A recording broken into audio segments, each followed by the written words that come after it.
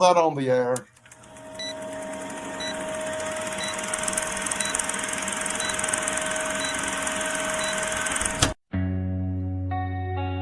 Greetings from South Carolina.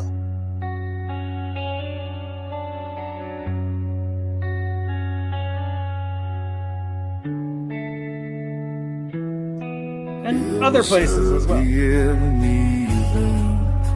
The reels began to spin. No talking during the feature. Canyon, where the West had never been. He played the boy from Sundance with a pistol quick and warm. And Newman rode beside him. Down in front. The sunshine and the storm. Well, the hairy guy in front, please sit down. Coming from the desert wind, coming from the storm. There's always been a place for you behind that movie door.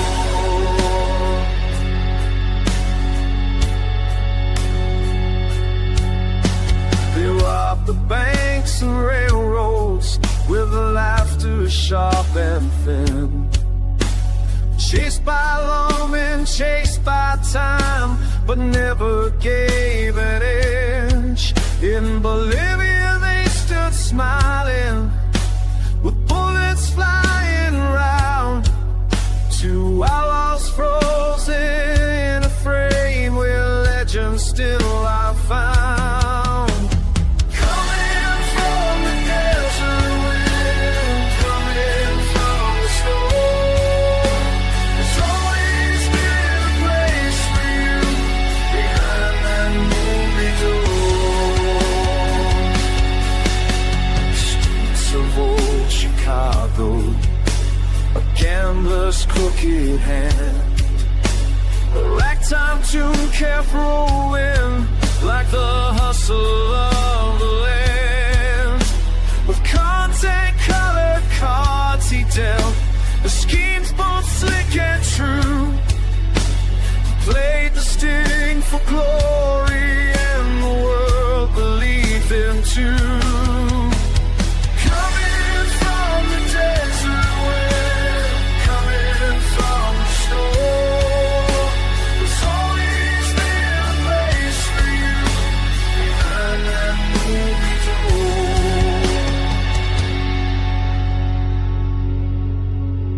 Through the years of golden light, the silver screen would show a cowboy's grin, a con man's eyes, a man the world would know.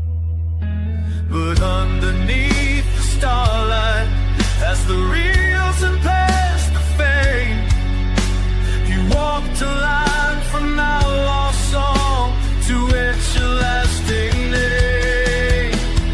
Coming from the desert wind, coming from the storm.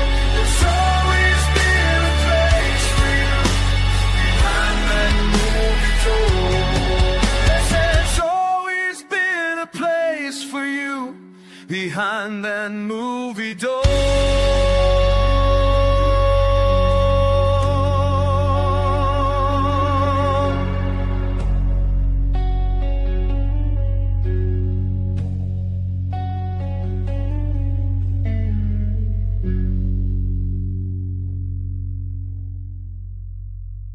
He's not as tough as he thinks. Neither are we. Outstanding intro. You outdid yourself this time. You really did. That is amazing work. That's why you're the producer. Thank you. Over it. You know, it was like, whoa. It was funny. You added something to it. There you go. Well, it's good to see everybody. Sorry I haven't been around much. I've had internet issues because, of course. And so there was no show Thursday, but there'll be a show next Thursday, and it should be great. And also, if it's okay, guys, I'd like to do a quick update about UFO Man. Yes, please. Oh, yeah. Okay, good. He had surgery on Wednesday. He had a heart valve replacement surgery. Ooh. And so he's got, a long road of recovery, about at least 6 months, right? For to get back, right? but he's doing much better. He's feeling better. And so he wanted everybody to know, thank you again for your prayers and kind wishes. Keep them coming. He wants to, hopefully, if he feels up to it, maybe make an appearance Thursday. So good. Really? Yeah. We'll see him there. Quick question, Myflock. Myflock, later what did you on- do to him? What the heck did you do to that boy? Oh, come on, you know, nothing. You gotta take it easy. All right. Later we on, want him to get later on, when we do the alien UFO science fiction thing, maybe we should try to get Tim to come over and hang out with us that day in a couple of months, maybe That could end be of fun. October. Yeah. I'm sure he'll like that. He watches alien movies all the time. Well, he's got first-hand experience with them, you know. Well, you know. So I'm Thrash, not going to make no anal rape jokes till he gets better. Aw, what a sweetheart. Thrash, you're the moderator, right? You and Sarah. Yes. Are we doing a round table with our memories? How do you want to handle this? I think it was a case like this. I think a free for all should work. I mean, round robins do work good, but I think so many of the movies are going to be movies that we've all experienced, and some might have more than others. I say we just throw a hat in a ring and just sort of everybody put their 2 cents worth in. I'm keeping my hat on, actually. I think I'll keep my hat on. Thrash, don't you agree? We'll just do it like Tug does his show. One of us will start. We'll throw a name out there, and then after we talk about that movie, the next one can throw a movie out, and we'll go around like that, maybe. And we also have those trailers we can talk about too. Yeah, and we I got just think trailers. keeping it loose is fine. Like, we'll just see where the conversation goes. If And there's a just lot to make it everybody fun, Sarah, stops, then maybe we can take it. And just to make it fun, nobody knows what the trailers are. If somebody picks a movie with a trailer, then Sarah will show it. Okay. Cool. I really like that intro. As I didn't label them, so I will try my best. You didn't label them. Can I answer Duplex? It's an excellent question. I'm in typical obtuse Thrash fashion, and I think that's one of the coolest things about maybe not me, but about the way I do things is I tend to be very, very obscure. And if you get the obscure reference, you go, ah, clever. If you don't, Thrash is being irreverent. So in this case, I'm not being irreverent. As you guys know, I'm rereading The Long Walk because the movie, which is currently bombing, how you turn that to a feature film is still beyond me. But I say that about most Stephen King. But anyway, it's a reference to The Long Walk because I don't know how familiar you folks are with the storyline, but it's basically like a Hunger Games situation where in a dystopian society, boys are they volunteer. It's like a game show almost, but they volunteer to do this forced march, and the last one standing wins all kinds of really cool super prizes. That's the TV guide encapsulated. Oh, let's just face the facts, Pons. Robert Redford couldn't have made that movie better. No, he could not have.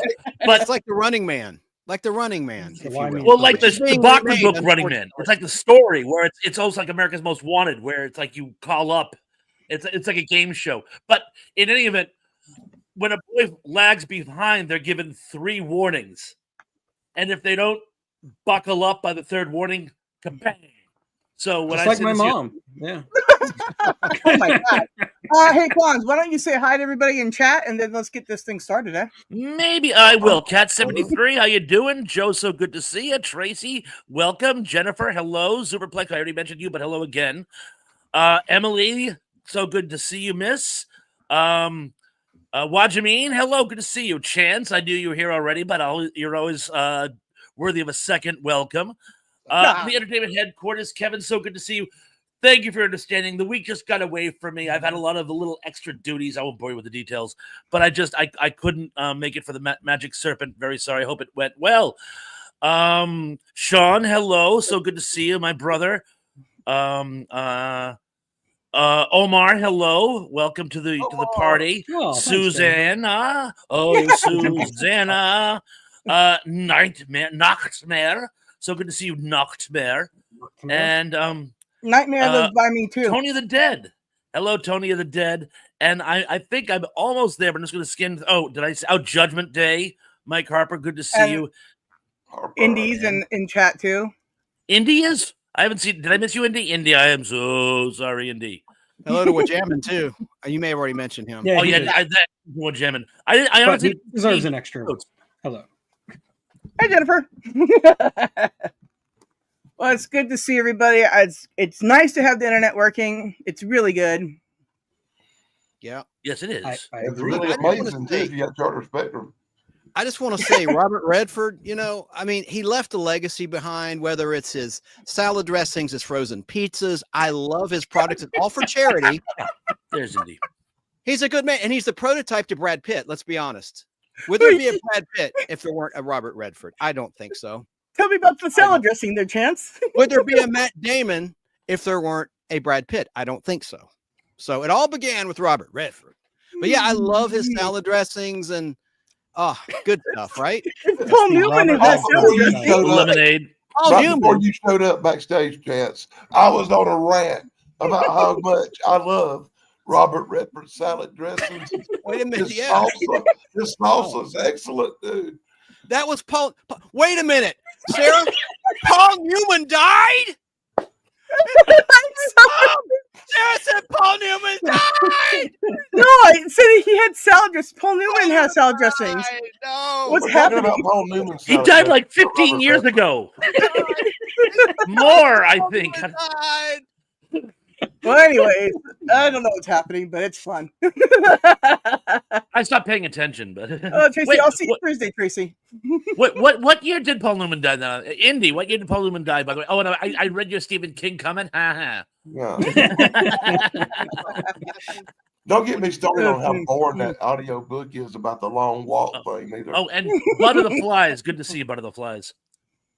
He died in 08. Paul Newman died September 26, 2008. Got an anniversary coming up of his death. on So September 17 years ago.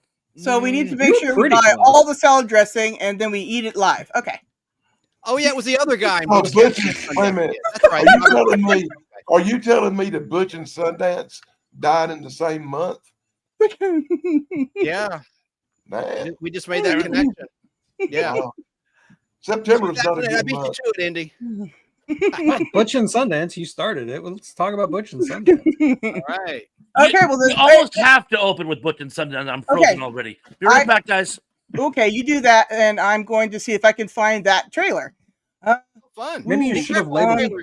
Copyright, Well- there. No, I already She checked all said that she stuff. tested them, so Oh, good. I did it on my second channel. I went live. I did. It's like a 20-minute live there. I So just played whose them all. stick does this count as? Because it was not fun. I don't know. Okay, so that's that one. That's that. This is oh man, let's try is this Butch one. Cassidy, and the Sundance Kid is Robert Redford. Catherine Ross is Etta Place. Dynamite's ready, Butch. Well, that ought to do it.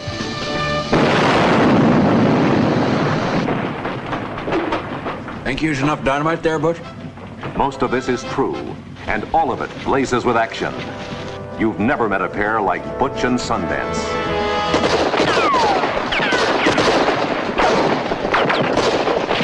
Well, we're back in business, boys and girls. Outlaws with style, in a class all their own.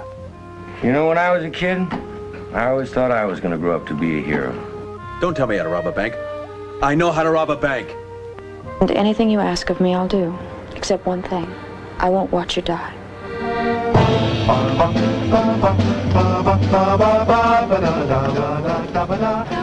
You just keep thinking, Butch.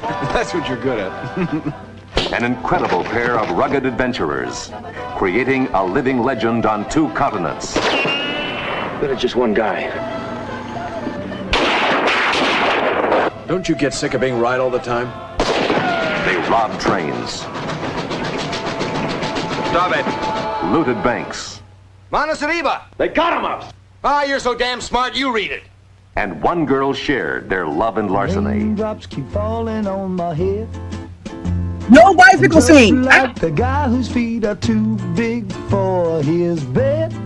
Nothing seems to fit. Those raindrops are falling on my head. What are you doing? Stealing your woman?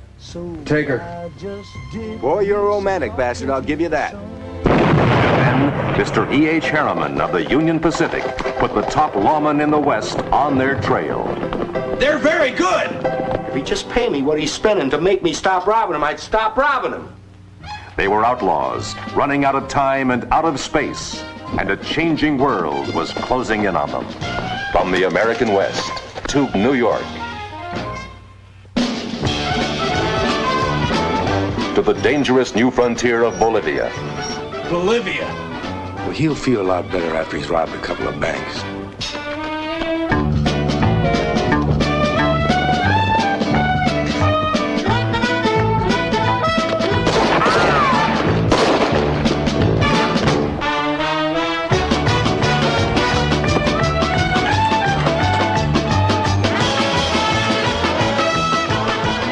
I'll jump first. Then you jump first. No, I said. What's the matter with you?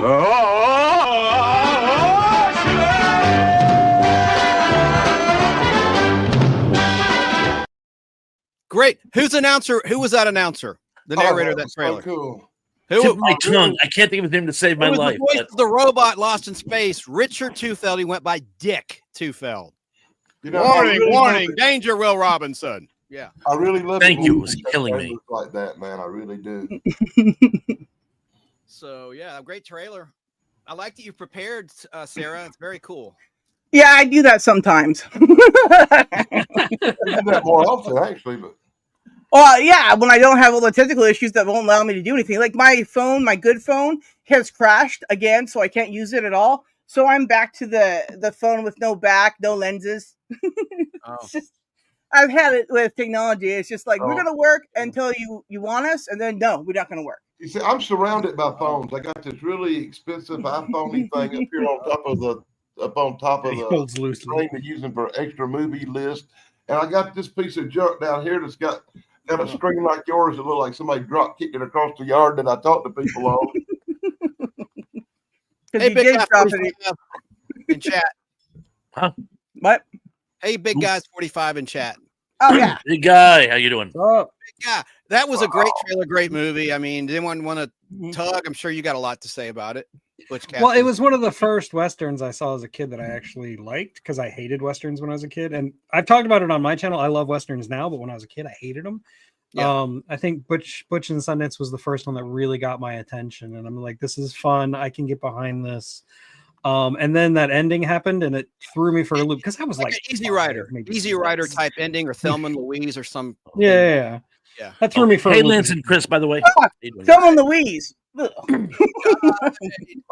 grew up with older people around me. So being older, Westerns was a staple. You know, I grew up on John Wayne Westerns. Oh yeah, me too. Like my parents were watching Westerns all the time. I just didn't like them. And then the Wild Wild West came along and gave me a whole new perspective on Westerns.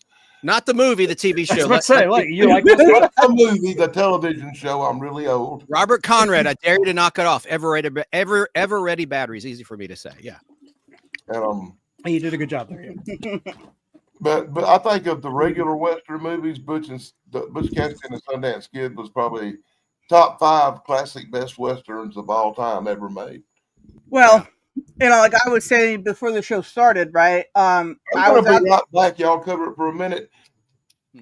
I like that it's one of those Westerns that doesn't take itself too seriously. It's kind of like it is serious, but it has a very light comedic tone to it, which really helps sell it as entertaining and fun. And the chemistry between Redford and Newman is just outstanding. Yeah, you can't beat that. Just outstanding. And Stephen Cassidy in that small role in the beginning, he was amazing. Rules in a knife fight. Well, yeah, because see what happened was I was in the grocery store when I was a kid, and I saw Paul Newman's salad dressing. Yes, Paul Newman, and anyways, and so I didn't know anything about him, and my parents were like, "Well, I have to educate you." So they went and bought Butch Cassidy, the Sundance Kid, and The Sting on VHS. So I at least know them. I said Steve, didn't I? I'm sorry. At least I didn't say Sean Cassidy. That would have been incredibly wrong. Yeah. And again, hi everybody in my chat. I'm the Star-Kissed kid. Yeah. Don't say Sean Combs either. Sean Combs is a no-no around here. Oh yeah. We don't have enough baby oil for that. Remember, I'm the one that didn't say any of that. All right. Well, anyway, so yeah, Butch Cassidy, Sundance Kid, great movie, except for that bicycle scene. It's just unnecessarily boring and long. Well, you know what it was? This is at a time when like music videos were in their infancy, and it was like a really chic thing to do to put one in. In Play Misty for Me, there's this like 7-minute scene where they have the song "Loving You Is Easy Because You're Beautiful" playing in its entirety, while Clint Eastwood and what's her name are just sort of walking around falling in love. And I'm like, could we like advance the plot somehow? There is a lot of that in that time period. Yeah. You're a hopeless romantic, Thrash. I love it. I don't watch Clint Eastwood movies to see romance. No, I watched Dirty Harry for shooting. Although with one exception, Paint Your Wagon, which is a musical comedy romantic western. You don't get a lot of those. Yeah, but Paint Your Wagon's really good. I love it when Clint Eastwood sings. It's my favorite. Yeah, wasn't Jessica Walter just terrifying in Play Misty for me? Oh my god! You know, I must have told you this before. I was probably 4 years old, and I was watching an early incarnation of one of those movie review shows, and they showed the scene where he's stuffing her into the cabbage. He's like, "I love you, I love you, I love you," and the lady scared me so much. I was like 4, and for some reason that like emotionally scarred me. It was years later. I remember I was like watching Archer or something, and they go, "That's the woman from Play Misty for Me," and I go, "Really? Why am I not terrified?" Yeah, it was a great stalker movie, and so was what is it? Fatal Attraction. Glenn Close, the bunny. Oh God! Well, yeah, I can't take that, but I've never found her particularly attractive. Glenn Close, like people say, oh, in the '80s she looked good. She looked like Jay Leno to me with that chin or something. Just I don't know. She's a great actress. And I'm not trying to be judgmental, but just not my type. That's I don't disagree with you actually. Probably not her. I'm probably not her type either. So it's all well. I don't. She was the MILF either. That's true. You got a point. You know, when I think of Glenn Close, I can say that her beauty is only matched by Phyllis Diller's. Yeah, I liked her. I liked her in I already forgot it. World According to Garp with the late Robin Williams and what's his name? John Lithgow. I mean, what a weird movie. Yeah. But we're digressing. I'm sorry. Oh my gosh! You just got a Windows update. The whole thing is going to be a digression. Don't worry about it. Which is why structure isn't going to work in this one. I can tell already. But, see, Crash was right. When am I not? I don't know. Talk to Indy. He'll tell you. Yes, he will. Yes, he will. I don't keep those kind of scores, so. Are we doing that thing today, like 8 degrees of Robert Redford, where we see how far away we can get? That's easy. Star Trek. Okay. Twilight Zone. The Twilight Zone. He was death. Yeah, let's I actually watched that this week on YouTube, and I thought to myself, if anything didn't spawn Joe Black, it was this. What? Say that again. Yeah, you lost me somewhere. I'm not sure. I said I actually watched the Twilight Zone episode this week where Robert Redford played Death. And I know in my heart whoever made Joe Black had seen this episode and took Joe Black. Okay, no, yeah. No, I'm with you. Very similar. Grim Reaper ever, Robert Redford. I mean, that was the antithesis of it. That was the irony of it. You know, and he's trying to trick that old woman into opening her door and going to heaven. And just accepting that she's dead. Brilliantly written by Rod Serling. And it really was because was it Matheson. I need to look that up. Indy. I think that one was Serling. I think that one, I could be wrong. Indy will know. But the funny thing is, it's a really great dynamic because I've always got the feeling from the first time I saw that to the last time, most recently, deep down, I think she really knows. It's almost like she tells herself she's being helpful in like a sort of self-delusion. But I think the whole time, she really knows that he, in fact, is death because at least on she some keeps level being death. You know? I think like, they don't know what you're talking about. It was written by George Clayton Johnson and Rod Serling. Oh, George Clayton. I knew. So you were half right. Yeah, he wrote The Man Trap, didn't he? The first aired Star Trek, but I digress. But yeah. He also wrote Logan's Run. Co-wrote Logan's Run. Yeah, oh, yeah. I know. What a great story! I love that Twilight Zone and just. You know, the transition of life to death. It was beautifully handled in that. And there's really only two characters in the entire thing. You want to see me go ballistic? Please. Try colorizing that. If someone colorizes that Twilight Zone or any Rod Serling Twilight Zones, I will lose my mind. Again. You know, I actually think colorization helps sometimes. It makes again modern. Nah, I disagree. No, it doesn't. I don't like the shadow. And you can always turn the color off. You know what? I'll say I don't want to be a hypocrite because when Bewitched season 1 and 2 was colorized, they did a good job back in 2000. But you can always turn down the color settings on your TV and it'll be black and white. You can always just turn it off. Yeah. Well, it's not the same because they still altered the lighting for the transition for the colorization process. Hey, you say nerd? Well, I mean, when you're filming in black and white, you do like use different kinds of makeup and different outfits and more different contrasting colors. We didn't get a color TV until I was like 8 or 9 years old. So my first part of my life, I thought every damn thing was in black and white. Me too. Oh yeah, same here. Me too. Zopper, I disagree. When they brought that color TV in there and set that color TV up, I saw Star Trek in color for the first time. I think it gave me a headache. Yeah, the Gilligan's Island colorization from like 1990 by Turner was terrible. It looked like the old 3D glasses. It was just like blue and red, and that was it. But I'm telling you, Bewitched looks good. They did a good job. They looked at production photos, so the wardrobe colors were right. It was good. There is a big difference between good colorization and bad colorization. You can tell for sure. I'm not a fan of it. Don't misunderstand. But if they're going to do it, you know, like the colorization of It's a Wonderful Life is one of the most notoriously terrible colorizations ever. Yeah. Oh yeah. Why did you bring that up? Gilligan's Island season 1 sure was. Sorry, Sarah. Yeah. I'm gonna cry. Remembering that awfulness. Yeah, like the Munsters. I was a kid and I was like, I hope this is in color someday. And then I saw it in color once and I was like, I'm a dumb kid. Back. Yeah, I'm a dumb kid. I never watched that again. That was awful. The pilot was in color. Yeah, whatever. It was awful. I never want to do that the again. pilot for them was in color. Have you seen the Gilligan's Island pilot, the unaired pilot with the different cast changes? Yes. I have not actually. I've wanted to, but I never have.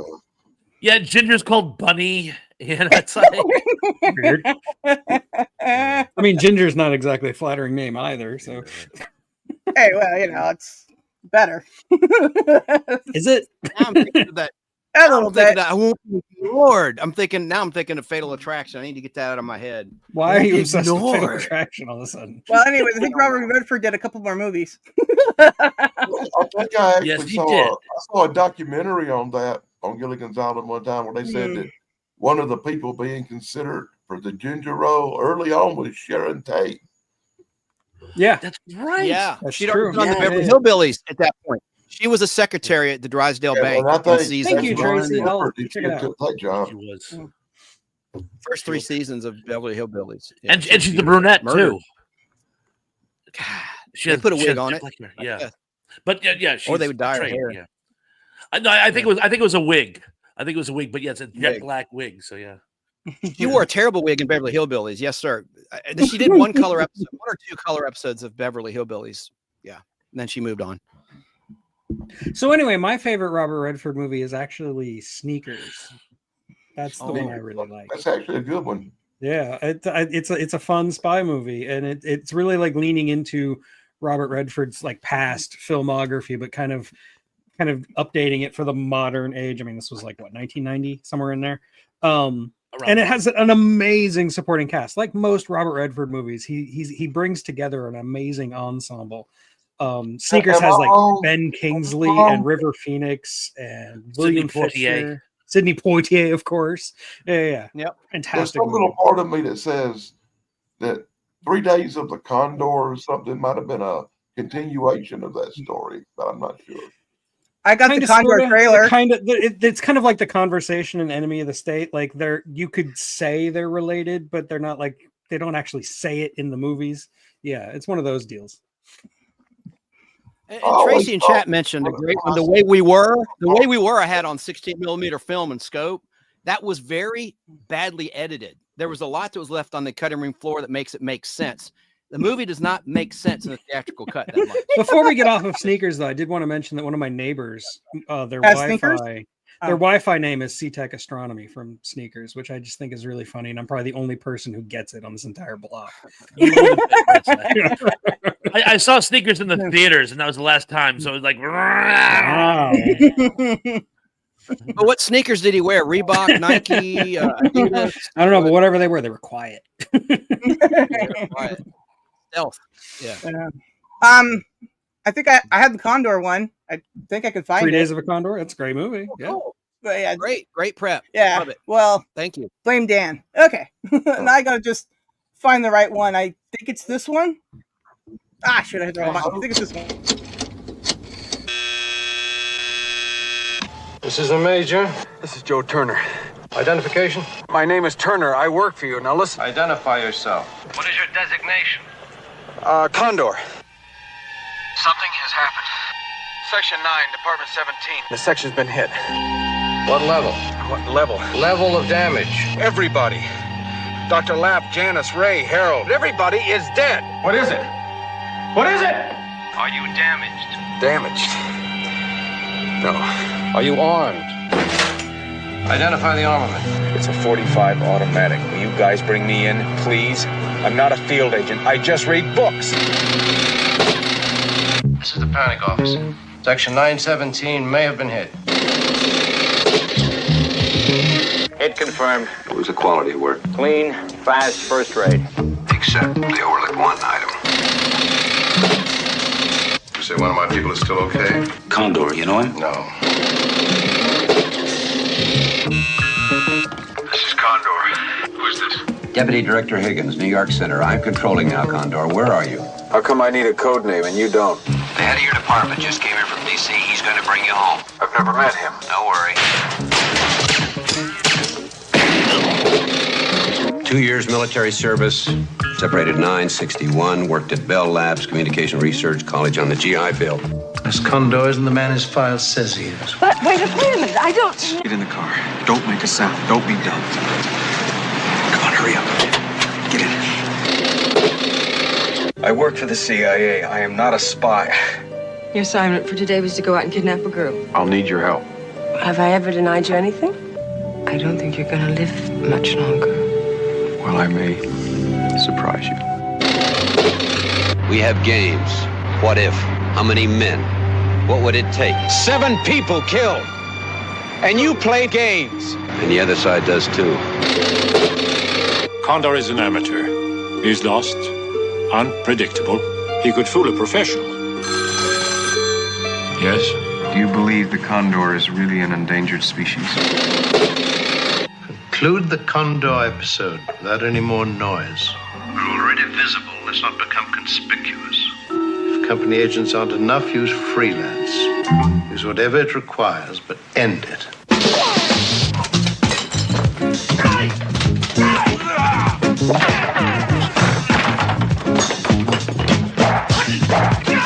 Robert Redford and Faye Dunaway in danger and in love in 3 days of the Condor. That is so freaking cool. I feel like I just watched the whole movie with you guys. Yeah, that was really good. I've watched it. Long trailer. I've seen that movie sometime in the last couple of years. The 70s were known for long trailers. You watch the trailer. Hey, you want to watch the movie again? And I agree with Jim Gutfeld in chat. He says the way we were is overrated. And then we're not talking about that right now, but I agree. It's completely overrated. You know, it just brought back the memory of how good 3 Days of the Condor really was. A great movie. And just point out that movie had such a great supporting cast with old Robert. Yeah, John Houseman. Come on. John Houseman. Yes. Love that guy. The Fembot maker. Yeah. And the Bionic Woman, $6 Million Man. Yeah. Don't forget Rollerball. He earned it. Yeah, he was the Paper Chase, right? Paper Chase. The TV show and the movie. He was one. Ghost Story. One of my favorite horror films. Ghost Story. He has an amazing supporting role in Ghost Story. I remember making out with a girl when I was like a kid to that movie. It was like, who doesn't? No, and we're making out. We're French kissing, and I'm watching the movie. She opens her eyes. She goes, "You're watching the movie." She got so we're making out and watching the movie. Sorry, true story. Can you believe he's single? Maybe not. But that's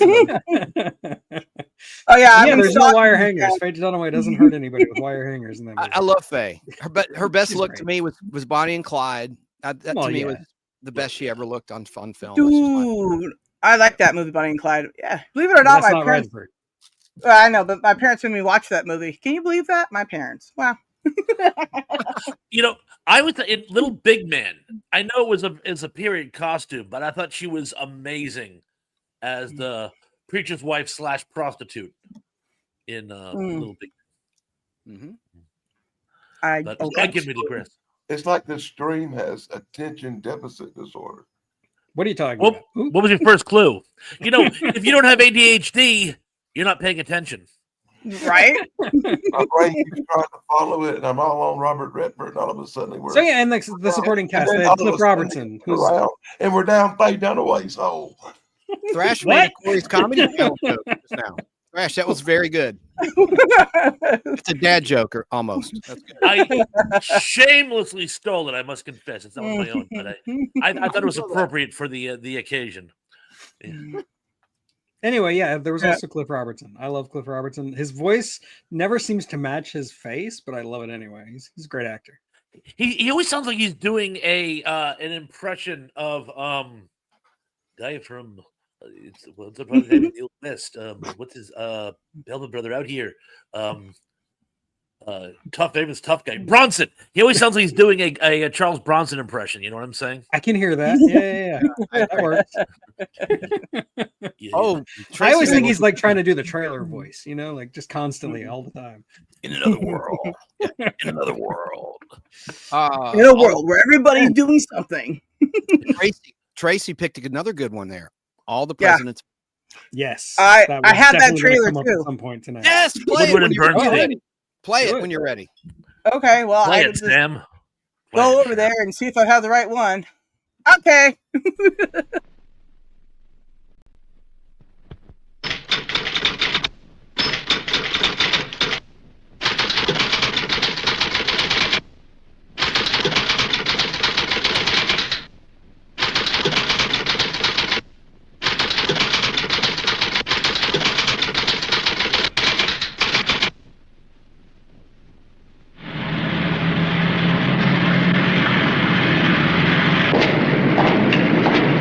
Unit 1 to Unit 2. What? We're home.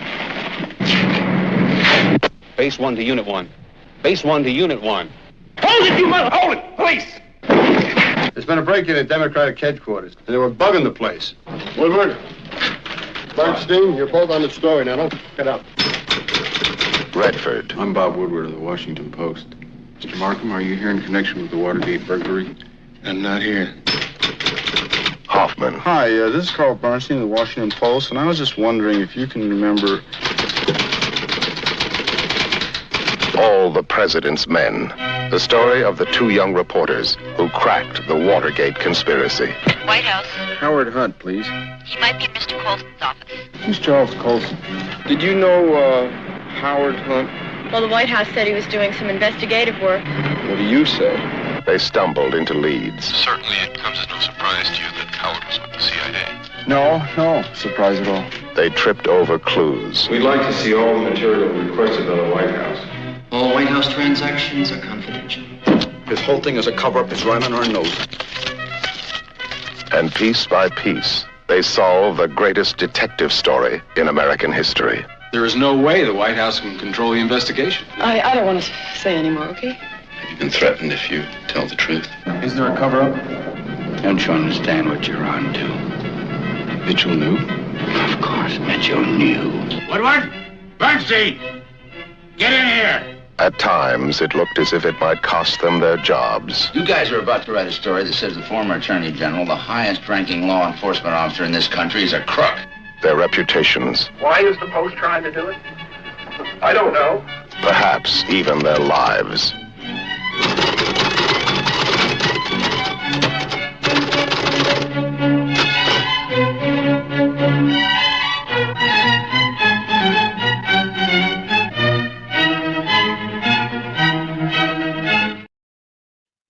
Nice. Watergate. Political drama. Really love it. Love it. You know, honestly, though. Tracy said Deep Throat. This is not that kind of show, Tracy. Come on. It's not Thursdays. Come on now. I'm not talking about Behind the Green Door, any of that stuff. No. We're clean. I love Dustin Hoffman's performance in this movie a lot. I think it might be his best, but this is not one of my favorite movies. It reminds me of recent history where they found out that this guy named Buford Pussler wasn't the hero we thought he was. I don't know if you ever saw the movie Walking Tall. And in that movie, he's a Euro cop who was shot up by the mafia, and his wife gets killed. It just come out that Buford Puster faked all that and shot himself in the face, and he was really a bad guy in the news, and the whole thing's flipped. And that kind of reminds me of All the President's Men, because when this was made, you thought it was the story of two reporters who exposed a criminal president and got an impeachment and all that.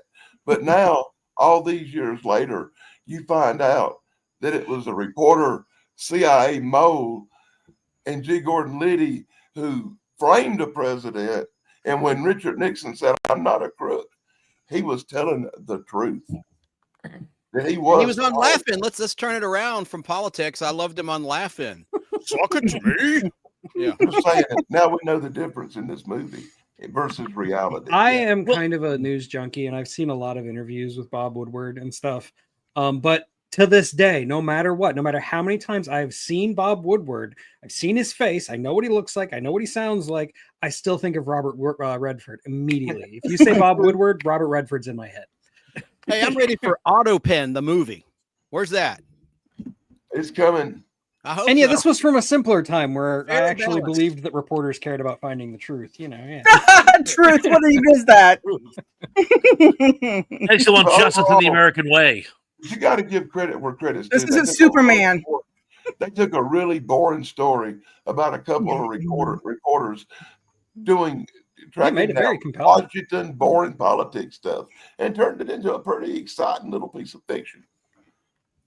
Yeah, for the longest time, that's how I understood Watergate was just from this movie. So. Thrash looks like Indy's fact-checking Staten.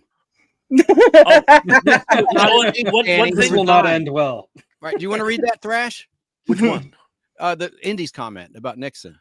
Oh, Nixon was not impeached, Danny. He resigned. Yes, he actually never was. He never was impeached. Actually, yes. But Indy, if you want to see something good, check out Dan Aykroyd's comments about the whole Nixon Watergate thing. It will blow your mind. It was John Belushi's death that keyed Dan Aykroyd in to the fact that these guys were lying and set Nixon up. Just to say, and listen to the interview, you'll know what I'm talking about. All right. It's from the guy who believes in Bigfoot. One of my favorite Dan Aykroyd stories, and it's funny because he actually does one of those unexplained shows. Now, he wanted to do that years ago after he first left SNL, and he was in talks with the studios, the network, to do a show about paranormal investigation and alien stuff like that. And when he was heading to his appointment, he saw two men in a black car with black suits and black sunglasses go into the studio. And first, because he remembers him, like, ha, what are they, the Blues Brothers? And then when he left, he goes in and the show's been canceled. They're like, oh, no, we're not going to do that show. We're not going to do that show. And he's like, oh, the men in black got to you. I see. Yeah, I've heard that before. It's a really amazing story. Real quick, the first Robert Redford movie I ever saw in the theater was The Electric Horseman with Jane Fonda. And I liked it when I was a kid. I haven't seen that one. Oh, flashback. Was that Robert Redford in that movie? Yes. My favorite Robert Redford movie is The Sting. Oh, good pick. Do you want to talk about The Sting, somebody? Yeah, let's talk about The Sting. Okay, so The Sting, I had to can't do the trailer because that'll get us copyrighted. So I did put stills to it. If you want to just watch that and talk over it. Sure, let's do that. Okay. Sure. All right, because I was doing individual ones up there, and I'm like, I could just make a video of the stills and we could talk over it. That would be easier. That's good. I'll make it happen. Right? Well, fine, I will. It's right here. I'm very impressed with your prep. Oh, well, thank you. Here we have a riveting scene of the elevator train. And then they're beating that guy up, and you know them right there. They said the line. Again, their chemistry is amazing. Who could forget the entertainer, right? Yeah. Does anybody think people dress cooler? Crazy eyes with all the hats and stuff. Yeah, they did. Robert Shaw, man, the man who tried to kill Jaws. A bigger boat. Yeah. Jaws killed him. How about fish food there? He almost killed James Bond too. He came real close. James Bond villain in From Russia with Love, correct? Yeah. Second Bond. They ought to put his picture on the little thing of the fish food you get. Zopperplex says Dan Aykroyd is loopy. I would agree. He divorced Donna Dixon. What's his problem, man? They were married for decades. Cold vodka, you know. She still. Yeah, well, you know. So what whatever. would you do? Hey, where'd Paul Newman go? The salad dressing man. Oh, there he is. He's behind me. Look at that. Oh, yeah, there he is. Great frozen pizza. It's just kind of going to go again, so I can stop it whenever you want. Okay. What happened to his eye? Well, I poked it out. Don't worry about it. What year was this movie released? Here he is making salad dressing. Let's do some trivia with the chat. No Google cheating. What year was The Sting released? 73. Yeah, that's a good guess. Yep. Well, so that's correct. He got it first try. Wow. Well, anyways, okay. I think we get the gist of it. Okay, we don't need 3 minutes of that. All right. Good job. You have to look at us instead. Yeah, well, we love The Natural. We'll get to the 80s later, Joe Gutfeld. Yeah, The Natural scared the hell out of me. Glenn Close again, when she shot him, I was horrified. Well, there is a bonus video. Well, I think that's all the trailers I have, but there's a bonus video for when we're done talking about his movies about a real life event that he was a kind of a part of, sort of. 1974 says Operaplex for The Sting. Missed it by that much. Missed it by that much, yeah. Oh, yeah. And what one thing, Indy, you said that in the movie in the 70s, if Cliff Robertson was in it, he played the bad guy. He was in Midway, and he was not the villain in Midway. He was not Japanese. You were right the first time, released in 73, December 25th, 73. So you're wrong, buddy, in the chat. That's right. Suck it, chat. Oh, yeah. Shaw was also in The Golden Voyage of Sinbad. Good catch, Indy. Oh, that's right. He was. He was. 73 was a good movie, good year for Shaw, apparently. Yeah. Oh, Shaw. Yeah. you know how he died, right? God. He was having like a heart attack. He didn't realize it. He was driving home. He and his mother gone to some party, and he started getting chest pains. And he goes, "I'm just going to get out of the car and walk it off." Right. This is what a badass he was. He got out. He took like 3 steps and just fell dead. Bam. But I mean, wow! It takes a special kind of man to try to walk off a heart attack. I got to give it to him. It's like, right? I mean, I tried to walk off a broken leg, and that didn't work. And I was wrong too. I got to Barbara Hershey. Barbara Hershey shot Redford. I remember that now. That's what I thought, but like I wasn't going to question you. I love Barbara Hershey. 40 years, so yeah. I love Beaches. I'll admit it. I'm a sissy. I loved Beaches. Barbara Hershey when she dies of cancer. Beneath my wings. She was in an Invaders episode when she was 19, playing a slut. It was great. She played the daughter. You know who played her daughter? Her father was Edward Asner, right before years before Mary Tyler Moore began. Really? Anyway, The Invaders, season 2 episodes. Barbara Hershey, and she's making out with this guy, and she's the town tramp in the episode. Interesting. She sees an alien die, and she thinks it was a religious thing. She thinks she saw like a nun, an alien dressed as a nun, and then the alien got bitten by a rattlesnake and pierced its shield, and it burned up and died. And she thought it was a religious miracle, so she becomes a good girl. She gives up being a tramp and all that, and sleeping with everybody in the town and everything. Anyway, what is that episode called? I got to find it. Sounds interesting. It's really good. I'd watch it. And I mean, I love that show. Yeah. Edward Asner has a terrible death scene in that too. And it's so funny because Ed Asner is always remembered as the boss on Mary Tyler Moore, but he did a lot of stuff before that. He did an episode of Alfred Hitchcock where it's funny because it was one of Hitchcock's message shows. It's against child abuse. He plays an abusive father. Yes, I know exactly what you're talking about. Yeah. Really, it's a really amazing episode because it talks about the denial that happens in those types of families and how the anger comes out of the children. It's a really intense episode. And you didn't see a lot of talk about child abuse in the 60s. It was considered good parenting back then. I don't remember what year it was, but my mom took me with her to a photo shoot. And it was a photo shoot for a TV show called Lou Grant. And I got to meet Ed Asner and a couple of other people. And she took pictures of all the casting crews and stuff. But that's how I actually got to meet him in person. A bad story about Ed Asner. He was supposedly, many people said this, a disgusting eater. If you saw him eat, you'd be repulsed. Really? Like talking with his mouth full, just at lunchtime, he just was a disgusting person to watch eating. A lot of people said, I know he wasn't a real big fan of spunk. Well, no, let's not talk about Spunky says. Oh no, this is on my channel. I'm gonna get in trouble again. And it was a spinoff of Mary Tyler Moore. You know that, right? Lou Grant. It was a dramatic hour show. Right. Oh, I just pulled my back. Ouch. Really, because your face is killing me. Oh, my back. I just pulled my back. Oh my god. Sarah, can I pull the natural trailer? Or I hope did you you're test okay. it? It was not copyright approved or what? That's a great. I don't have that one, so I didn't test that one. Oh. Okay. So if you guys want to take a chance, just leave it alone. I don't want to take a chance. Yeah. Yeah, he's already got us. He's already going to get in trouble for the word spunky. So yeah, I think he's good. my favorite is because you know how she was always like so giddy and stuff. He tells us really nice story, but you can't let on that you know this, so don't act all happy. She's like, "Oh, how can I not act happy?" He goes, "Think about death." And I just thought that was I'm like, wow, yeah, that'll do it. It wouldn't work for me. I'd think of that Bill and Ted sequel. You sunk my battleship. And how many people watching that movie knew it was a reference to the Seventh Seal? Oh, I know, right? I mean, well, clearly we did, but I mean, I remember when I saw that movie in college, I didn't when I first saw it. But I'm like, who is that for? How many people are going to know what they're talking about? Sarah, I'm on the natural. When I made that little spunk comment, I didn't know you was going to get it. I figured Dave watching to be the only one to get it. Chance was trying to say. Yeah, I'm going to test it on my channel. We can't not show the natural. This is just too popular of a pick. Okay, well, you're right, willing. I'm going to test it on my channel. Okay, so you're going to go live on your channel where you're live on your channel? Wait, what? Yeah, I'm gonna send it to you.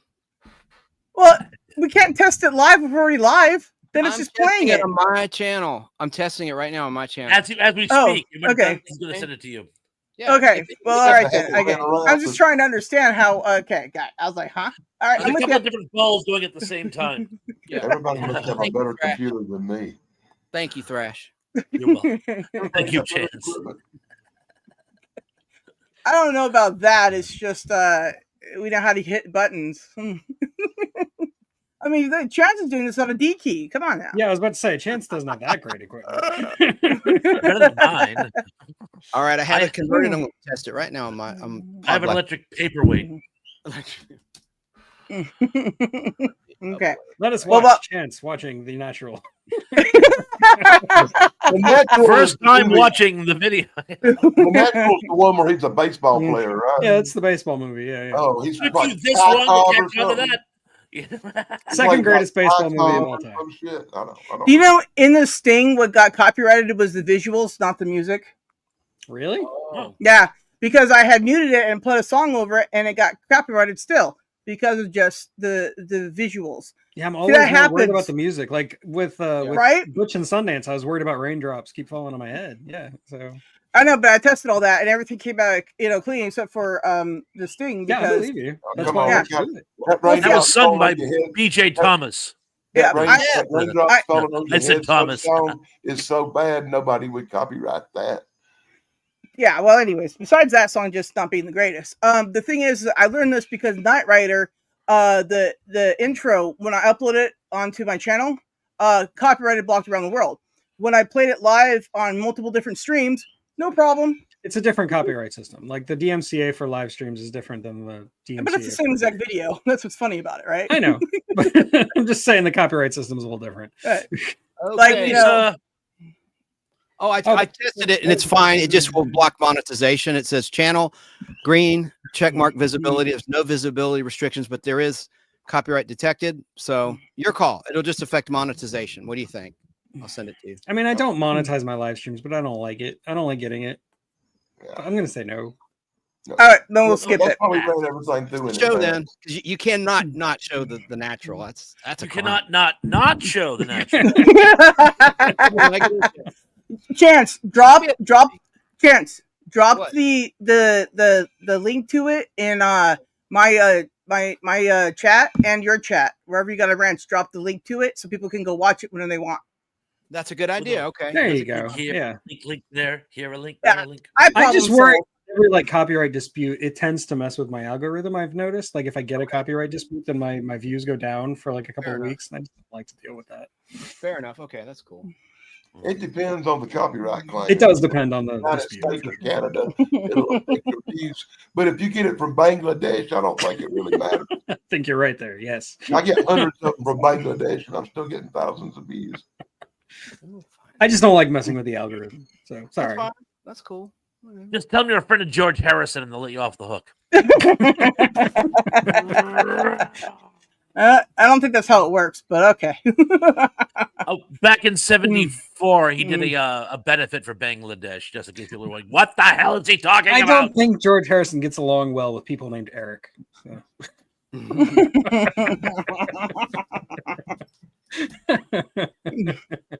Now, how many people got that? I'm curious. Well, I know Layla, you got me on my knees, Layla. Sorry. Although Eric Idle, I believe it to this day, is still one of his best friends. Oh, okay. Well, there you go. There's an Eric he likes. Yeah. So then, Eric the Alpha B. Eric the B. Anyway, Robert Redford. Yeah. Robert Redford made this really great movie a long time ago called Barefoot in the Park with Jane Fonda. But I doubt any of y'all are old enough to remember it. It's based on the Broadway play. I remember it from reruns on HBO. Yeah. I'm surprised she was hot in that, anybody's actually. Ever heard of it? But it's a Not real Barbarella hot. Yeah. No, not as hot as Barbarella. But that whole scene when she's running around wearing one of his dress shirts. Yeah. I'm like, I'm in. Hey, Mrs. Pons, I don't have anything to do with this. Oh, my brother's knocking on the door. Awesome. I should have sent you a trailer She for thinks that. Jane Fonda's hot too. I don't Old enough, we might have got away with it. Hate the woman's politics. She's a traitor, but that's another story. Yeah, I get in trouble on my channel anytime I bring her up because I have a lot of old people on my channel and they don't take kindly to. Calling her a traitor and all that. Yeah, I get it. I don't disagree, but I'm talking about movies. I'm not talking about politics. If people have real quick, you got to politics. When it comes to good-looking women, we never hold their stupidity against them. Oh, terrible. Okay. Well, anyway, then we do, Sarah. What? The link in your stream, Sarah, and the other. Yeah, I was gonna say, good job. Yeah, so if anybody has, wrenches in other people's chats, go ahead and drop it into Pons's and Tugs as well, please. I'll do it on mine right now. I threw a wrench in the works. I got you, baby. Great. I'm gonna put it in the chat, Tug. I got it in mine already. All right, cool. All right, good. Good Hey, job, I'm not everybody. doing Come on. nothing but sitting here, so y'all on y'all with that one. Don't worry, Dan. We got it done. No, like I said, it's the second best baseball movie, The Natural. What's your favorite baseball movie then? Mr. Baseball with Tom Selleck. I was hoping somebody would. Oh wow, I thought you were going to say Major League. Okay, that's cool. And Emily, you were so right. It's been a huge look. That was the thing back in college. I know the girls would go around the dorm wearing like the guys. Oh my God, there's something wrong with me. I think Jane Fonda was the one who actually indelibly said, Really, "Okay, man. that's the look." When y'all said baseball movies, I swear to God, the only thing I could think of, I swear, was damn that movie Angels in the Outfield was pretty good. What the hell? Dude, I have a relative that worked on that movie. So the seriously best baseball film. If I'm like not joking, I'd have to. The Natural might actually be it. It might be. You know, honestly, I do my like favorite Field of baseball movies are really old one called Heaven Can Wait, about a baseball player who died. Yeah, I've seen that one. A remake. It was a remake. Warren It Beatty was a did remake, but yeah, there was also the original. Is what he's talking about. Yeah, Friday Jackie the Yankees. 80s. I like the remake better. That's one of the few times I like a remake better than the original. But not Pride of the Yankees, guys. I mean, Yeah. the Pride of the Yankees. Yeah. How could that not be the best baseball film ever made? Yeah, that's It true. had baseball players in it. Actual, There's a lot of good ones. Yeah. Bad News Bears and the Sandlot. Sandlot. I even like the damn Sandlot. Yeah, I love Sandlot. That's Great a movie. great movie. It's one of those movies I can just put on like The Sting and just watch it anytime, Starting 4 style. The only one that a lot of people like that I just don't get is the Kevin Costner one. I can't Field remember. of Dreams. No, Field of not Dreams? Field of Dreams. No, the Bull Durham. Bull Durham. Yeah, I never Really? got. It just didn't click with me. I haven't seen it in years, so maybe I was just too young. No, that's cool. Maybe but I you need actually a like Bull gummy. Durham. It's part baseball movie, part love triangle movie, part buddy movie. It's got it all. But if you don't like it, to own their reach. Yeah, exactly. Even A League of Their Own, Okay, I like that a little bit. I like A League of Their Own. A League of Their Own was great. I saw that movie. Lori Petty. Hey, I really liked the baseball movie with Tom Hanks and a bunch of girls. It was okay. That's what we're talking about, Dan. Are you on a lag tonight? He said he thought there was something I was wrong. agreeing, you idiot. But you agreed without I just wasn't context. going to say that. You know what else I title. liked? I liked that. You know, Bad News If I Bears. don't say the title of the movie, it's because I think it's a horrible title. Bad News Bears. Yes. I don't know about Breaking Training. I like the one when they went to Japan too. It was a bad movie, but I liked it. But the first one's the best, of course. Walter Matthau, you can't beat it. Yeah, it's great. I love Walter Matthau. And the original Tommy from Alice was one of the Bad News Bears. Yeah, I remember that. Alfred Lutter. right, he was. Rest in peace. And the pilot and the movie Tommy from Martin Scorsese's Alice Doesn't Live Here Anymore. Yeah, and he's now a successful. He's in computers and he's wealthy from computer business. Still around? He turned his back on acting a long time ago. Anyway. Who has it? I mean, good for him. Who hasn't? Yeah. I remember It's seeing chick the flick, Bad but I News like Bears it too, when I was Tracy. a A League of Their Own. I like it. Good Well- ensemble cast. Well, should we go ahead and just watch the little bonus thing I got, and then we can just change the subject because I think we've tapped out on Paul Newman. Redford, whatever. I don't know who we're talking about anymore. Look, I don't know anymore. All right, so let me get to the other video here, and this is I didn't know about this until Dan showed me this, so I thought it was definitely something worthwhile to put up here. So enjoy this. Notorious murders in Boulder history.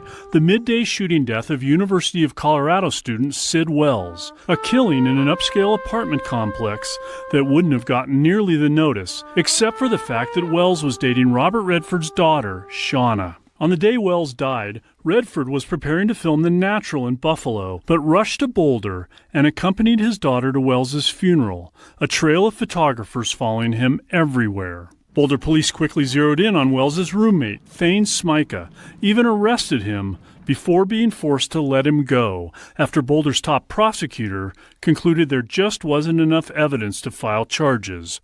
Smyka disappeared. But I felt that the office had, for a couple of decades, been very hesitant to take tough cases to trial, particularly tough homicides. Stan Garnett was elected district attorney in Boulder in 2008.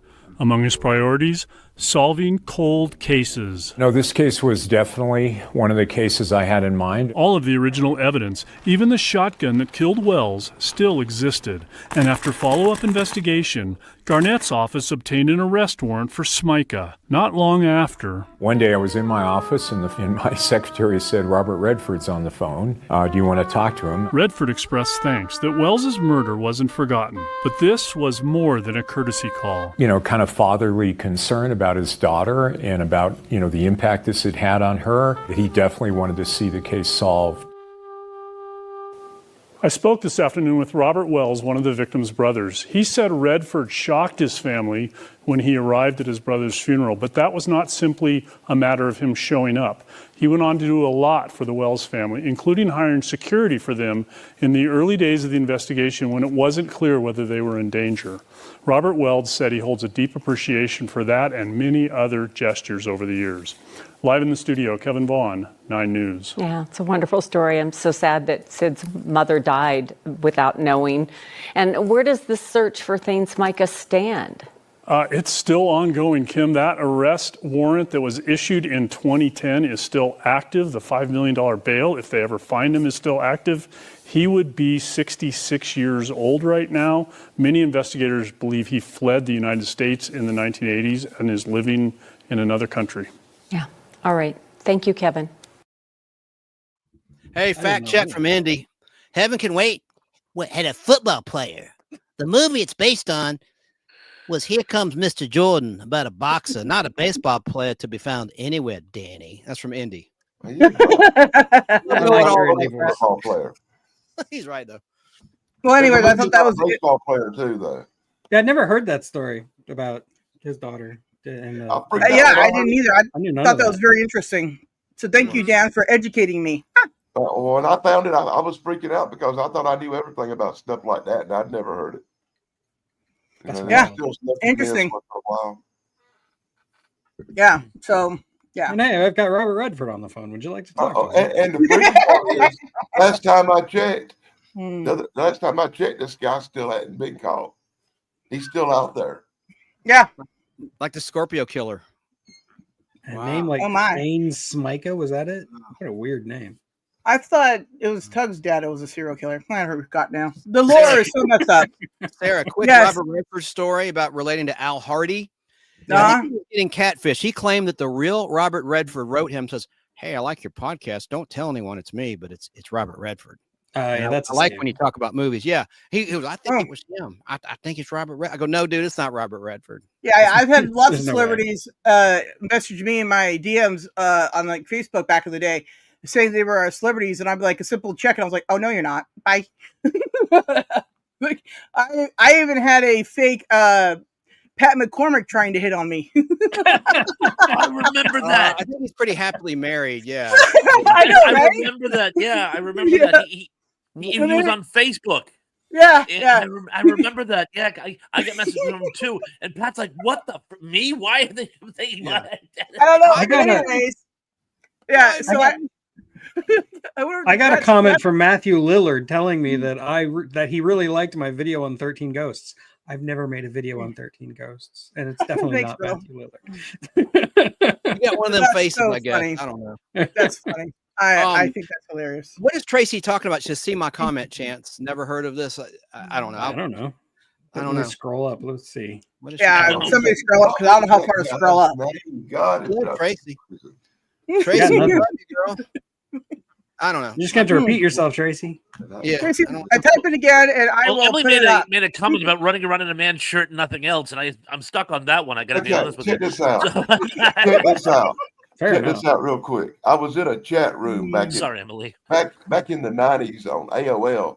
You had these chat rooms you go in and talk about TV shows, right?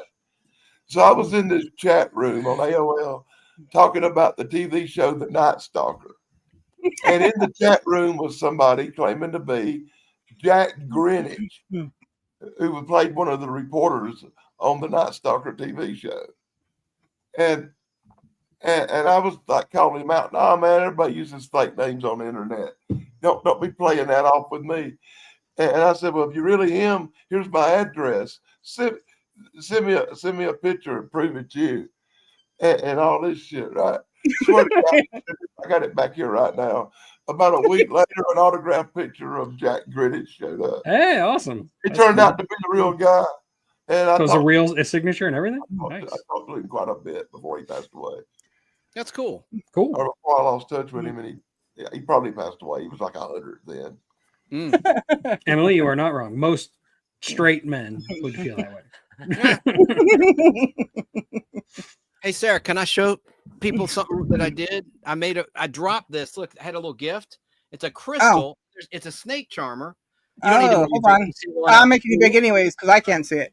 So there we go. Look, I dropped it. It's a gift for somebody. You broke the decanter. Do you think can this be super glued or no? You probably need to use like Gorilla Glue or Jet Glue or something. Okay, cool, buddy. Does he have glass? I think. Yeah, it's my bag onto the ground and just smashed. It pisses me off. Yeah, get some type of glass glue. Yeah. Make sure it's specifically for glass, and they have that UV stuff that cures it pretty fast too. I would try something like that. There are things you can do for glass. Thank you, guys. Appreciate it. Hey, Snarky. Snark. Snarky. All right, Snarky's been. Ow! I just stuck my hand in my food. Awesome. Anyways, Snarky's been outside today, so it's good to see her in chat. Snarky.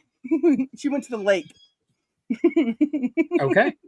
Yeah, that's what I said. She's like, "I'm going to the lake," and I'm like, "I'm prepping for a show." I call her, my new nickname for Snarky is, and I say this with love, the Wicked Witch of Arkansas. Character she does because of a character she does. She does an impression of the Witch and the Wizard of Oz. It's awesome. Oh, no, yeah. Video. I just call her the Boopy Lady. I call Snarky my BFF. Bye, Lisa Fields. Oh, Lisa. I saw Indy. Bye, Lisa. But I saw Indy also said peace out a while ago. I don't know if he was saying goodbye to someone or telling us he was leaving. I think he's gone. Yeah. Yeah, he had to go. Oh, he did? Oh, okay. Yeah, he schooled us all, and then he had to go. So there's another chat somewhere he has to AI at. I mean, something like that. Thanks, Tracy. He can't split his consciousness. I mean, come on. No, I guess not. I don't know. I don't know how AIs work or don't work because they don't work. He's got to get rid of those chains, man. Fellow panelists, did you like Electric Horseman or not? I know we already talked about it, but did anyone see it besides me? I've never seen it. I never saw it. Then never mind. Never mind. I like that part where he's riding down there on these big electric horses and they're playing like a rhinestone cowboy. Yeah. Made me want to throw up all over myself. Glenn Campbell. You don't like Glenn Campbell?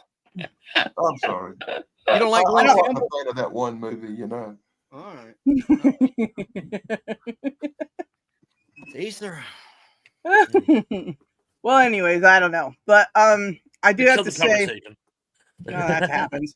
I do have to say though, when Robert Redford, I saw Chance is the one that posted it. I saw it first when I walked into Facebook, and I was like trying to remember him because the first thing I thought of was Paul Newman salad dressing. I'm like, that's not right. I was on a movie set when I got the news that he died, like 9 a.m. I see an alert on my phone. I'm like, oh crap, Robert Redford died. What a bummer. Yeah, somehow I always get my news about celebrity death from you before I get it from Variety, and I'm subscribed to Variety. So. I get it. Gary is like lethal at it. Like Gary Carpenter's like, bam. It's like he knows before MSNBC knows. It's weird. Another one that's really good at getting stuff besides Chance is Geek Culture 101. I wake up to a lot of things in my DMs and I'm like, oh snap, oh snap, oh snap. And then some of them I have to go, check real quick. And I'm like, and my search engine hasn't caught up yet because it says, no, they're still alive. And then I have to go back to it like an hour later and then it'll be like, oh no, he's dead. I'm like, he died. I love it when a radio host does birthdays and they say not 3 people that are dead. Because there is a bad list, a lot of radio personalities and DJs access and trust, and it's all full of flaws. Hey, Emily Miller says she's never seen a Robert Redford movie. You've got to correct that. Well, you've probably seen him in The Twilight Zone, right? You probably saw him in Nothing in the Dark, season 3 of Twilight Zone. After all the movies he's made, I find it really hard to believe that you haven't seen at least one of them. I know. By accident. By accident? You probably seen one and don't even know he was in it. Yeah, because usually it's big ensemble cast, and he's just one of many.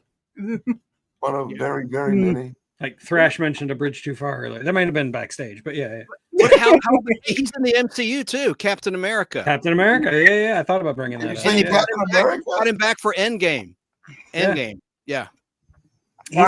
He's basically the bad guy in the second Captain America, which I think is the best MCU movie personally. She did see an episode of The Twilight Zone. It don't matter if he's a good guy or a bad guy. And what matters is he's in a Captain America movie. Yeah. And I threw this fun fact into the record. As you know, that episode of The Twilight Zone, and I'm frozen again. The episode of The Twilight Zone. Let me just say one thing about Robert Redford. I'll say one thing, just two words. Hail Hydra. Not really. Pons froze, looking like he was presenting something. Hurry back, Pons. We need you to finish your presentation of whatever it was. Remember that though? That Hail Hydra stuff and the sure, totally, creepy, man. That little conspiracy, those bad guys, man. What was that cartoon he was in? The voice of something. Robert Redford. A dragon or something. I think your drugs kicked in.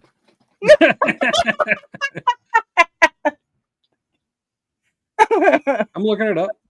I got a crunchy pancake. I thought he was in a movie where a talking dragon. Pons, there you are. I found you. Welcome back, Pons. We missed you. Look it up on your phone, Dan. I know you will. Look it up on your phone, brother. Did you hear Thrash? Dan thinks that, and maybe he's right. I don't know of it though. That Robert Redford voiced a cartoon. Charlotte's Web. Might have. Charlotte's Web. He did do Charlotte's Web, yeah. Yes, he did do Charlotte's Web. Is that what you're thinking of, Dan, or something else? No, it was something else. Robert Redford. I mean, he's in the remake of Pete's Dragon, but he's not the dragon. See, Emily, she has seen a Robert Redford movie. He was the voice of the dragon in Pete's Dragon. He's not the voice of the Okay, dragon. well, I have egg on my face. Great. He's not. Yeah, I don't know how. I don't know why I remember that or where it came from. I just remember, hey, Robert Redford does the voice of a dragon in a cartoon or something. Yeah, Buff the Magic. You know why? Because I know my dragons, man. Because you're always chasing them, right? There's no dragon in Charlotte's Web. Yes, we're talking about two different things, Emily Miller. Yeah. I'm sorry. Emily, you're so funny. That'd be fun, putting a dragon in Charlotte's Web. But she went to a baptism and she hates religion, so I think she's probably miscombobulated today. The dragon fries the pig and turns him into bacon. There you go. I'd say my bacon. It was good. Babe. Lie. Isn't that what happened to Babe? Damn. Yeah. The original Charlotte's Web. The one with Robert Redford was like, what, 20 years ago? Not as good as the original.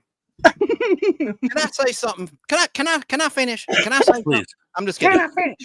What did you guys think of a movie with Brad Pitt, who I think is, the next Robert Redford, if you will, in the looks department and acting? I didn't like that Ben Button movie where he aged in reverse. No, I don't like that movie. That was dumb. I didn't like that. Nope. It's not a good movie. I'm sorry, I digressed. I mean, it was an interesting gimmick. I didn't really particularly like it. I mean, it was like a neat shtick, but I actually got into a vicious, heated, die on this hill argument with a coworker of mine who swore that was an actual condition. And I'm like, no, it is not. Okay. It absolutely is not a real condition. He's thinking of Mork and Mindy, Jonathan Winters. Yeah, Jonathan Winters out of the egg. Yeah. She was born as an elderly man. It was a woman, but yeah, she was a nutcase, and I was usually pretty good at putting up with her, but that it was just like, no, I can't, I can't. And at a certain point, you're like, no, you're wrong. All right, you got to walk away. You just got to walk away with nut bags like that. Yeah, I suppose it was a neat gimmick, but the movie just did not exploit it properly, and it wasn't a very good movie. It was very badly written, and it was done better in the Twilight Zone. Yeah. I like the Kevin McCarthy one. It was kind of similar, anyway, where he was immortal, the teacher. What's that one called? Oh, it doesn't matter. Who cares? Jack with Robin Williams. That's the one where he ages really quickly. That is a medical condition, but you don't actually look like Robin Williams. It makes you look really weird. But you don't age backwards. You don't age backwards. No. Walter James. That's it. Walter James was the Twilight Zone. Yeah. You're not Merlin. Yeah. My mom would have been really upset if I was aging backwards because I would have exploded out of her because an adult. Yeah, you're not wrong. Beat yourself up. Come on. That'd be very unplanant. Right. That image will haunt me. Real quick thing to Dan Staten. Oh, go ahead, dear. I'm sorry. I'm over talking. Go ahead. Dan, you're talking about AOL chat rooms. One of the funniest aliases I ever saw in a chat room was a person that named themselves Lonely Cartoon. I don't know why that tickled me. It tickled us. Lonely Cartoon. And then I went into the Titanic chat room, and man, did we have fun just trolling. So much fun. Well, anyways, my MSN days are not to be talked about today. Okay. I hung out on GeoCities. When I had an AOL email, my email was deznuts.com. These nuts. That's funny. Yeah. And I had people going. I had people going in a movie forum on AOL chat talking about Schindler's List, and I always refer to it as Schneider's List just to make. They go, no, it's Schindler's List. No, it's Schneider's List. They're like, you're thinking of One Day at a Time, you idiot. And I'm like, no, the movie is called Schneider's List. I saw it. Schneider's List was a list of stuff in the apartment that needed fixing. And then in Titanic, I called it Titanic, like cat tit, because of a certain scene. Yeah, I took my dad to see that movie. He called it a porno. The film broke right when the ship went down the first time I saw Titanic, like on Christmas Day, 1997. Right when the ship goes down. Titanic. Let me just point out that Titanic is the only movie I ever saw that made looking at women's breasts boring. I don't know what you're talking about. Draw me like one of your French girls, Dan. Remember the John Sayles film, Secret of Roan Inish? I don't know I think I was thinking of Return to Witch Mountain or whatever, but I said, you know that movie Return to Ronin-ish? And they go, no, it's a Secret Ronin-ish. And I go, well, now you know the secret. Sorry, I just ruined the movie for you. Oh, man. Yeah, Titanic was so long that the platters would break. I mean, I know a lot of people that said the film broke at different points of the movie for them too. And the screen just goes, right, did you get your money back? We got our money back. Did you ever see the movie Australia? I was in that movie. I was praying for the freaking film to break. Yeah. Have any of you guys seen Australia? The movie Australia? I haven't. I wish I hadn't. Yes. Remember the VHS of Titanic was on 2 tapes, and I'll shut up about Titanic, but it was 2 tapes. So, 2 tapes, yeah. So there's a movie that I saw in theaters right now. I liked it for like the first, I don't know, 100 hours of this movie, Australia, right? But after like it went on for 800 more hours, I was like, is this ever going to end? And I was like, I wonder if the film could just break and catch fire, because I went and saw Pearl Harbor, and that film broke and caught fire. It was really fun. Really? I saw Gremlins 2 in the movie theater, and like towards the end of the movie, there's a gag in the movie where it looks like the movie breaks, and like the gremlins start coming out of the TV or the theater screen. That got me, because I was I don't know, 10 maybe. You're going to say you're high.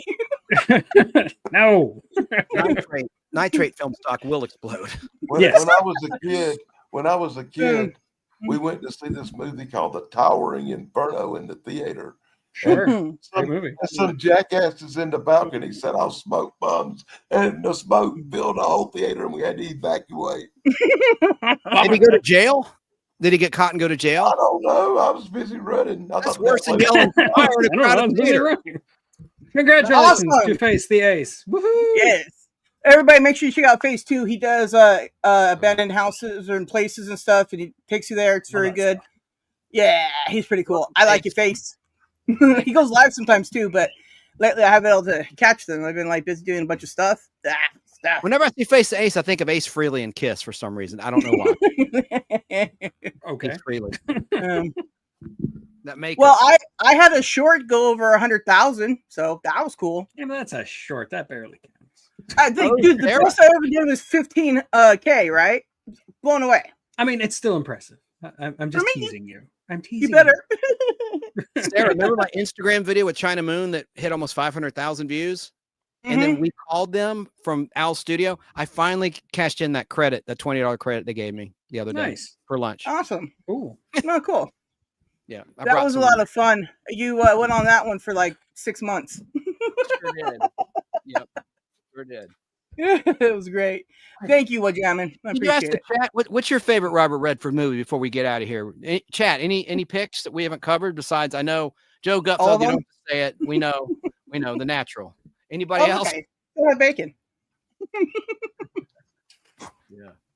Did he win any Oscars? How many Oscars did he win? Tug, you know that? I don't know that off the top of my head. I'd have to look it up. I'll look. Give me a minute. I'll look. One of us can look. I'll look. I got it. Okay. Whoever can type the fastest, do it. Only one. Tug's on it, so. He only won one. For The Sting? Or I can't remember. Ordinary People. Oh, yeah. He directed that. Yes. He also has an honorary Academy Award. Yeah. Oh, yeah. That's a big loss to Hollywood history. It really is, Robert Redford. He is. We all die, but damn, he's immortal on film. Thank God. Yeah, we'll be immortal on YouTube until we get deleted. He was also a big mover and shaker behind the scenes. Like he was a powerful force in the industry of making things happen.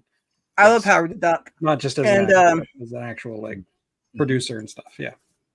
And Tug, your Howard the Duck show video you did, right?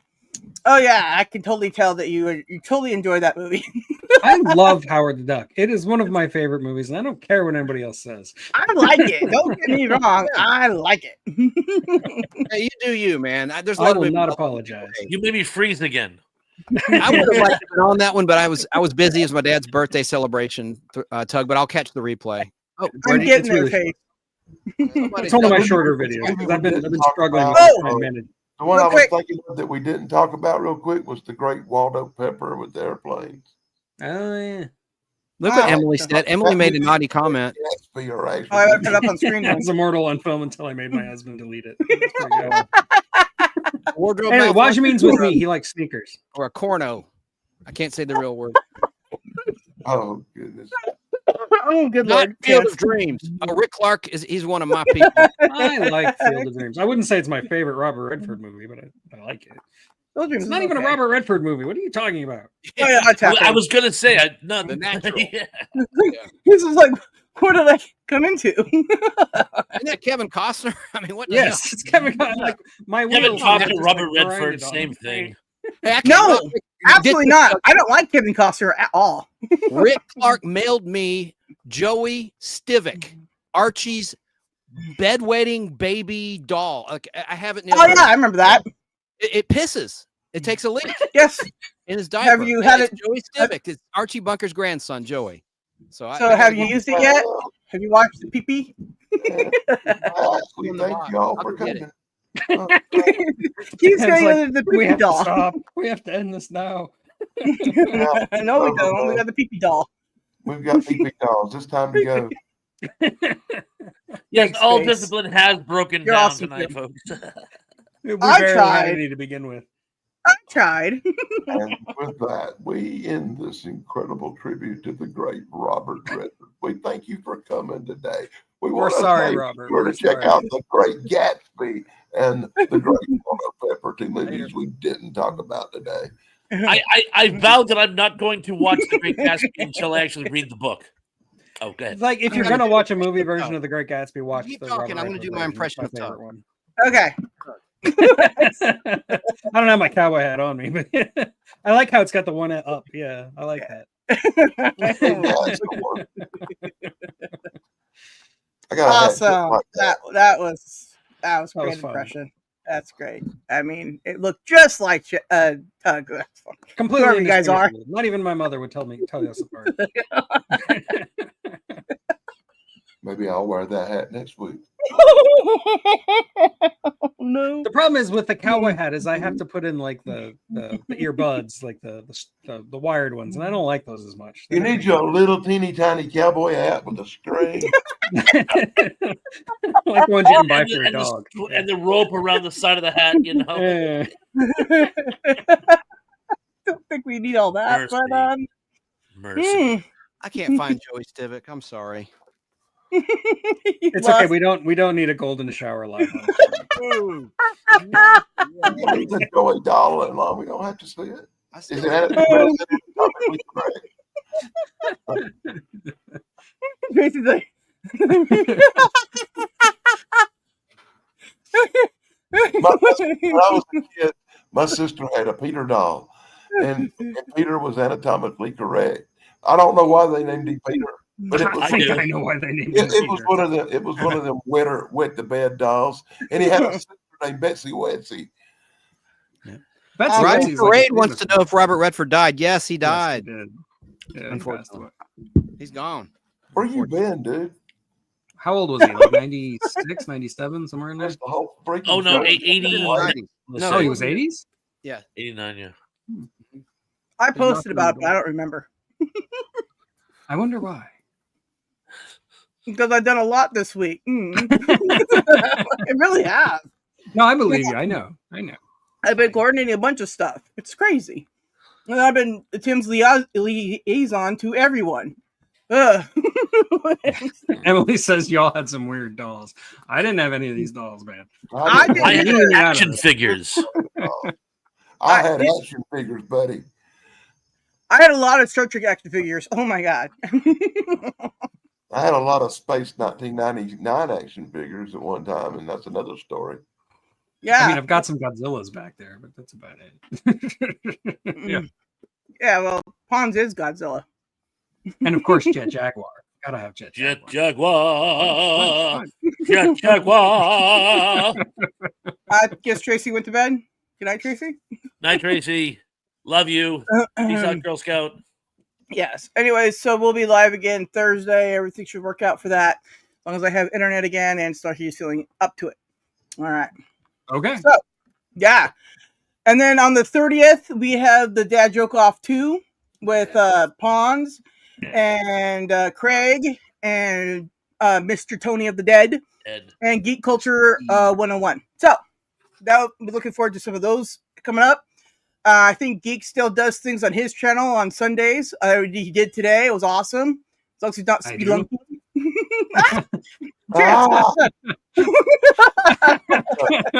No, Mr. Bond. Today. Anyways, Chance, everyone. Chance. That reminds me, Chance. I do want to have you back on my show one of these days, but I need a topic that you're good on. Like, okay. What do you think? I'll have my people call your people. And we'll work it out. You let me know. Yeah. I appreciate any topic. You're pissed at me or something. I'm not mad at you. I have been busy on Sundays. That's all it is. Yeah. Yeah, I know you've been busy. One final business before we end this tonight. Chance, happy birthday to your dad. Oh, thanks. It was yesterday. We celebrate today. Appreciate it. Whatever. Happy birthday to your dad. Thank you. You're welcome. A jolly good Oh fellow. my gosh. Al SoCal's in the house. Whoop whoop. Everybody check out Al SoCal. He's awesome. Yeah, he lives by me too. He takes pictures of police cars on fire. Interesting. Well, he does a lot of that stuff, but sometimes the police cars are on fire. It's California; everything's on fire. That's true. Have you ever? I'm on fire right now. It's very hot. And when my fans broke, it was in the 40s on Cape Cod last night. I was actually in my garage, the bridge, having a couple cold ones, and I could see my own breath. It was actually cold in my garage. That sounds weird. Nice. I really want that. It was, but I'm like, wow, the temperature has really kind of catastrophically changed in the last couple of days. Well, we had a bit of a cool off, and then it's just gotten hot again, and I'm like, yay, California. So I look forward to November. That's why everyone's getting sick. Hey, Sarah, when we finish tonight, play that intro you did with the Robert Redford stuff. That was great. I have to change that because I have a different one set up there. So, you got a long one set up for the end? Well, I got a normal one for the end that's there. Okay, well, you can switch it. It doesn't take that long. I just like that one you did. Right, I just have to do it real quick here. It's no big deal. Yeah, just do it. Yeah. I'm just going to do. You know what? I'm just going to do it then. Do it. This is a Robert Redford show and all, and this will be the last time we talk about him for a while. I can almost bet on it. All right. Okay. So let me just go down to the correct one because I saw the other one up here, so I don't want to accidentally grab that one, which I won't because I'm a professional. Nope. So professional. Oh. I don't know why I'm being so hard on Sarah tonight. I don't know what's going on. Everybody wants to just everybody just look at the camera. Good night. Night, everyone. Good night, everyone. We love you. Have a great week. What? See you later. What now? Okay. I'm gonna hit it. Okay. Bye. Bye.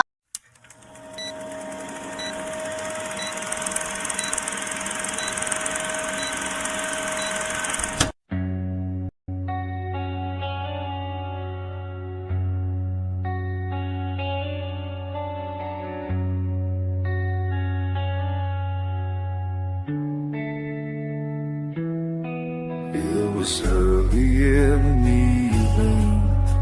The reels began to spin. Two shadows rode the canyon where the West had never been.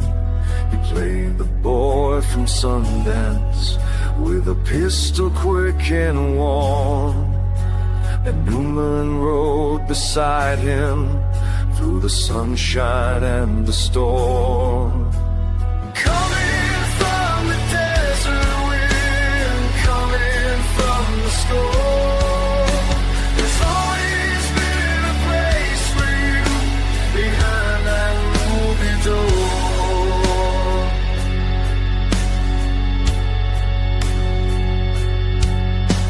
They robbed the banks and railroads with laughter sharp and thin. Chased by lawmen, chased by time, but never gave an inch. In Bolivia they stood smiling, with bullets flying round. Two outlaws frozen in a frame where legends still are found. Coming from the desert wind,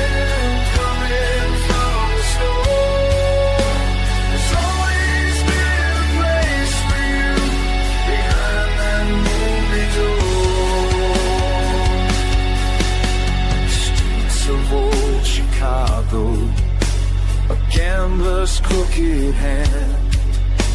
A ragtime tune kept rolling like the hustle of the land. With content colored cards he dealt, the schemes both slick and true. Played the sting for glory, and the world believed him too. Coming from the desert wind, coming from the storm, there's always been a place for you behind that movie door.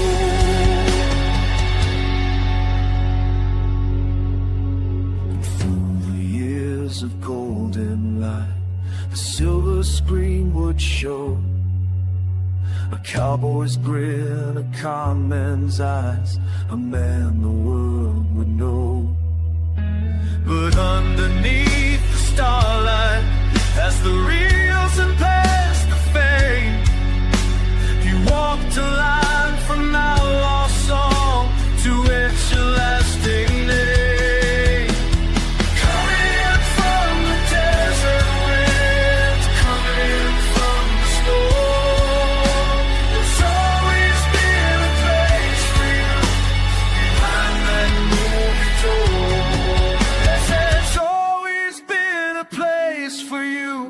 Behind that movie door.